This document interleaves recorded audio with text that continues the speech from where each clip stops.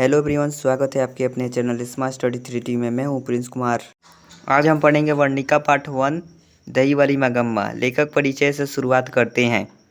श्रीनिवास जी का पूरा नाम मास्टिक वेंकटेश्वर अयंगार है। उनका जन्म 6 जून 1891 ईस्वी में कोलार कर्नाटक में हुआ था। वे कन्नड़ साहित्य के सर्वाधिक प्रतिष्ठित रचनाकारों में एक हैं। सन 1968 ईस्वी में सन्ना कठेगु पर साहित्य अकादमी पुरस्कार तथा ज्ञानपीठ पुरस्कार भी प्राप्त हुए।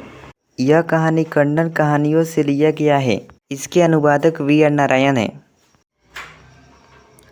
वेंकटरपुर नामक गांव में एक विधवा औरत रहती थी जिसका नाम मगम्मा था। मगम्मा के घर में उसका बेटा, बहू नजम्मा और पोता रहता था।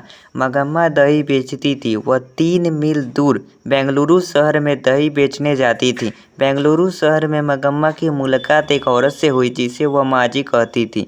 माजी के घर में वह पान सुपारी मांगकर खाती थी।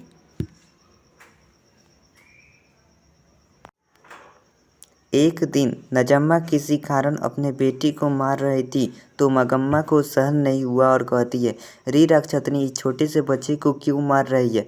तब नजम्मा मगम्मा को सुनाने लगती है और कहती है कि आपके लाल प्यार ने इसे बिगाड़ दिया है। तो मगम्मा कहती है कि आने दे, तेरे पति को। जबान लड़ाती है। बेटे को आने पर मगम्मा ने सारी बात बतलाया। तब बेटे ने कहा कि उसे अपने बेटे को पीटने का अधिकार नहीं है। तो मगम्मा कहने लगती है कि उसका बेटा पत्नी का पक्ष ले रहा है। इसी प्रकार विवाद हुआ और मगम्मा कहती है कि मैं तुम सब पर बोझ लग रही हूँ, तो मुझे अलग खाना बनाना होगा। तब बेटा भी कह देता है कि तुम्हारी इच्छा। मगम्मा कहती है कि आज दोपहर से मैं अलग खाना बनाऊंगी। तब मगम्मा अपनी अच्छी व्यक्ति माजी को मानती थी, उन्हें सब बात कह देती थी। जब पहले मगम्मा दही बेचती थी तो अपने बहू के लिए गहना बनवाती थी, लेकिन अब पैसे बचने लगे। जब भी वह दही बेचने जाती थी तो हमेशा माजी से मिलती थी। देखती थी माजी मखमल का ब्लाउज पहनती थी।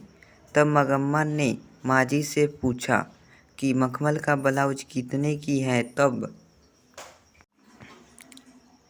माजी कहती है कि 8 रुपये। तब मगम्मा ने 8-9 रुपये खर्च किया और मखमल का ब्लाउज पहनने लगी।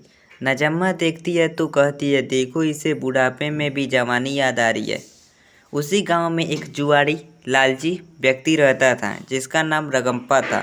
वह गांव के बाहर अमराई के कुआं के पास मगम्मा से पैसे उधार मांगता था, लेकिन मगम्मा कहती थी कि मेरे पास पैसे नहीं है।